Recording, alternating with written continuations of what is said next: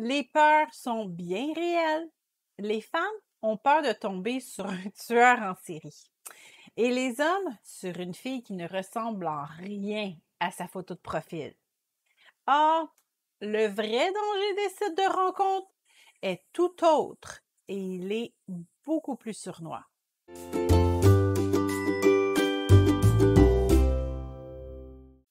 Aujourd'hui, Internet est l'extension de notre monde.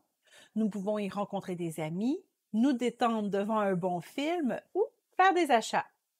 Tout le monde l'utilise, chrétiens et non chrétiens. L'Internet est même utilisé par les pasteurs qui cherchent à étendre leur ministère en publiant des e-books ou des podcasts.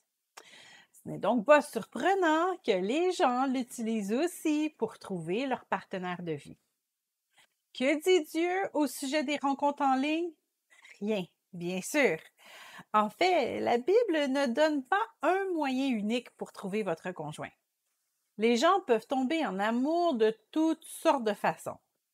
Ce qui est important pour Dieu est de rester pur dans le processus et de choisir quelqu'un qui va travailler avec vous à l'avancement de son royaume. Dieu ne juge pas l'outil.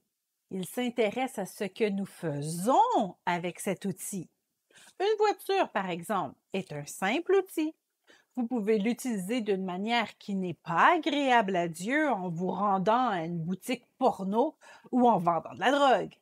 Ou vous pouvez l'utiliser pour plaire à Dieu en conduisant des gens à l'église ou pour aller témoigner à des gens qui ne sont pas sauvés.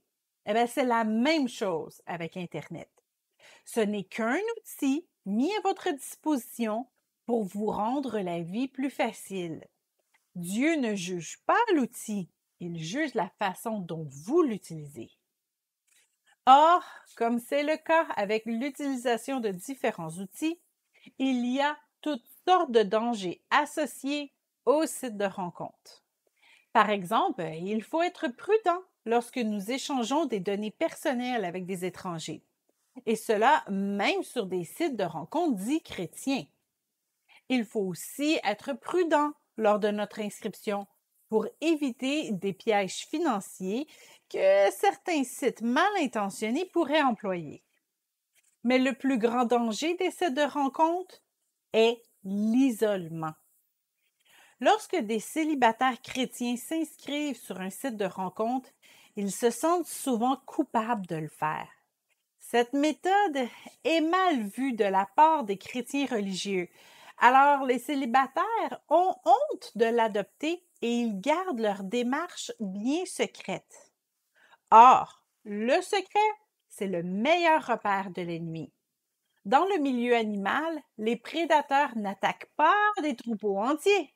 Ils sèment la division, prennent soin d'isoler une victime et cette dernière n'a ensuite aucune chance. Eh bien, l'ennemi agit de la même façon envers les enfants de Dieu. Ce n'est pas un péché d'utiliser les sites de rencontres chrétiens.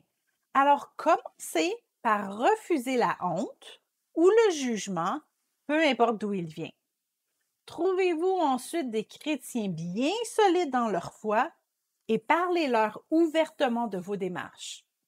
Choisissez de leur rendre des comptes et de les tenir informés de vos rencontres.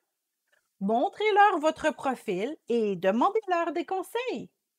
Calculez le temps que vous investissez sur ces sites et assurez-vous que vous passez toujours davantage de temps dans la présence de Dieu que sur ces sites. Ne vous cachez pas. En fait, l'isolement est un danger qui n'est pas unique au site de rencontre.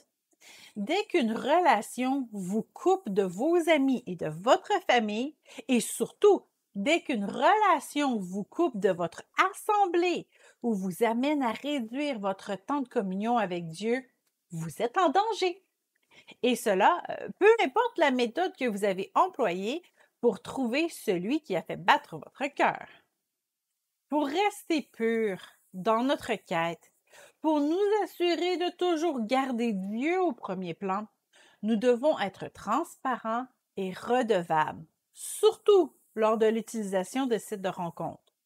Seul, derrière notre ordinateur, il est trop facile de s'isoler, surtout lorsque nous nous sentons jugés. Je tiens donc à terminer avec un avertissement aux chrétiens trop religieux.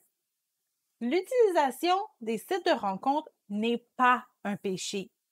Si vous continuez à porter un jugement sur les célibataires qui songent à les utiliser, vous êtes responsable de leur isolement. Jésus n'est pas venu pour juger, mais pour sauver. Alors, ne jugez pas vos frères et sœurs.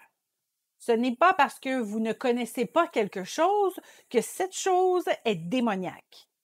En étant intransigeant, vous ne maintenez pas les chrétiens dans la sainteté, vous les poussez à s'isoler et à se mettre en danger.